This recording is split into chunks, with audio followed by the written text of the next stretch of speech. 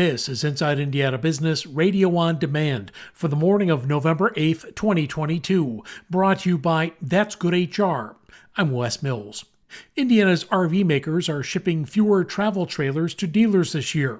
The latest data from the Recreational Vehicle Industry Association shows year-to-date shipments are down 8% compared to the first 9 months of 2021.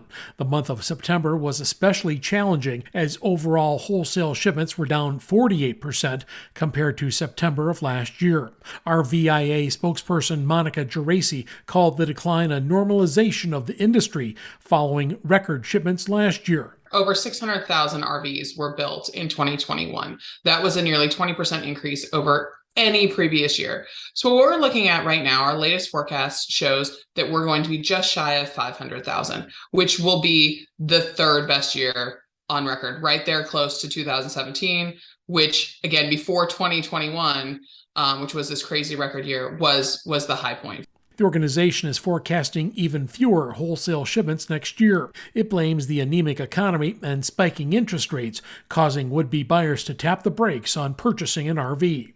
Indiana manufactures 86% of all RVs in the U.S. Merrillville-based NiSource says it's looking for a buyer to purchase a minority interest in a subsidiary of the company. President and Chief Executive Officer Lloyd Yates said Monday the company intends to sell a minority interest in NIPSCO, a subsidiary that provides natural gas and electrical service across the northern third of Indiana. The company says it conducted a business review seeking opportunities to drive value and bolster its balance sheet.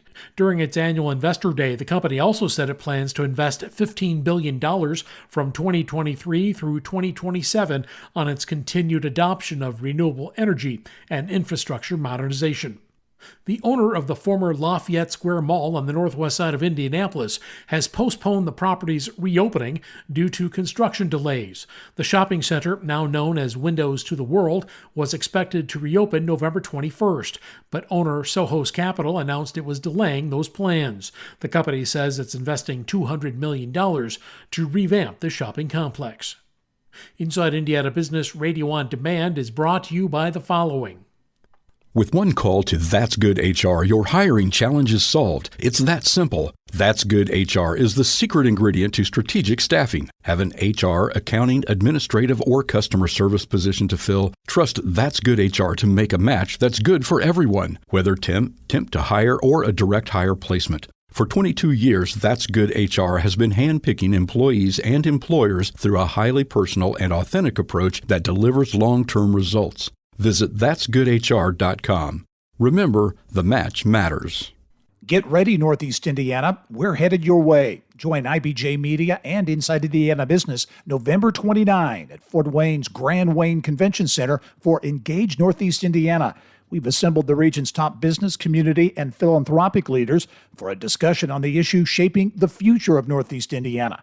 From attracting top talent to workforce and economic development, we'll explore what's working and big ideas for what's next. RSVP by November 18 at InsideIndianaBusiness.com.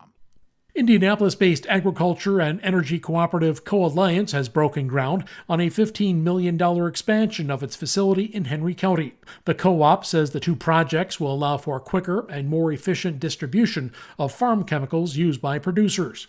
The organization is building a new liquid fertilizer loadout facility and a larger storage unit for dry fertilizers, which will include a rail spur to the Norfolk Southern rail line.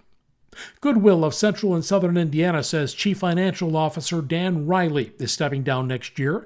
Riley, who's been with the organization for 25 years, says he's leaving to pursue his passion in environmental conservation. Goodwill says Riley will step down in June, but will remain in his role while the organization searches for his successor. The president and chief executive officer of Fort Wayne-based The Rescue Mission will step down in March. Pastor Donovan Coley has led the nonprofit, which provides support to individuals experiencing homelessness since 2008. The Rescue Mission Board has begun a nationwide search for Coley's successor. Coley did not specify what his future plans are. This report is brought to you by That's Good HR, the secret ingredient to strategic staffing. Visit that'sgoodhr.com for more information. I'm Wes Mills, Inside Indiana Business, Radio on Demand.